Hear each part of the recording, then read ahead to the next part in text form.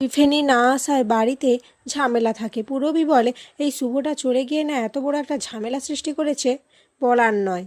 অন্তত বাচ্চাটার জন্য তো এখানে থেকে যেতে পারতো। ঠাম্মি বলে কেন থেকে যাবে ছোট বৌমা? যদি কখনো জানতে পারো তোমার স্বামী এরকম একটা অন্যায় করেছে তাহলে তুমি কি করতে? সেবন্তী বলে শোন পূরবী, এখন আর এটা নিয়ে অশান্তি বাড়াস না। তোর তো সব কিছুতে নিয়েই আমাকে নিয়ে সমস্যা। এরই মধ্যে স্টিফেনি চলে আসে, এসে বলে আসলে আমি 1 মাসের ছুটি চাইছি ম্যাডাম। আমার পরিবারের একজন গুরুত্বপূর্ণ সদস্যের অ্যাক্সিডেন্ট হয়েছে, তাই আমি বাড়ি যেতে চাইছি। রঞ্জিনী আর পূরবী শুনে বলে না না, এ কি বলছো? এখনই যদি তুমি ছুটি নিয়ে নাও তাহলে এসব কে সামলাবে? না না, ছুটি টুটি কোনো হবে না। ঠাম্মি বলে ওর পরিবারের একজনের অ্যাক্সিডেন্ট হয়েছে আর তোমরা কি বলছো ছুটি দেবে না?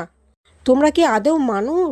এরই মাঝখানে স্টেফেনি বলে এ হচ্ছে লাকি। আচ্ছা, লাকি হচ্ছে শুভর ছদ্মবেশী রূপ। স্টেফেনি বলে এ হচ্ছে আমার বোনের মেয়ে, আমি 1 মাস থাকবো না, ও সমস্ত কাজ করে দেবে।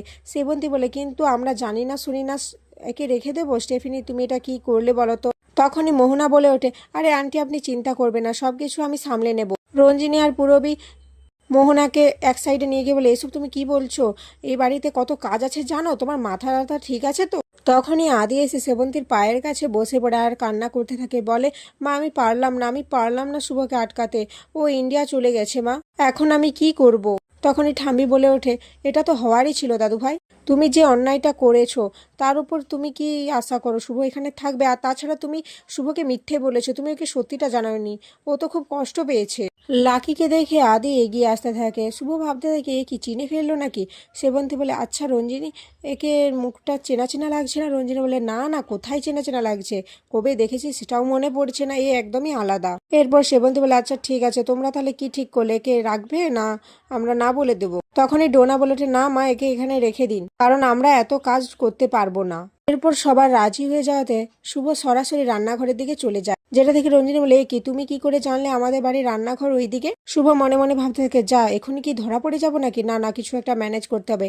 এরপর হাতের মধ্যে থাকা ম্যাপটা দেখিয়ে বলে এটা দেখে জেনেছি। স্টেফেনি বলে হ্যাঁ, আসলে আমি সমস্ত কিছু ওকে বুঝিয়ে দিয়েছি যাতে আপনাদের কোনো অসুবিধা না হয়।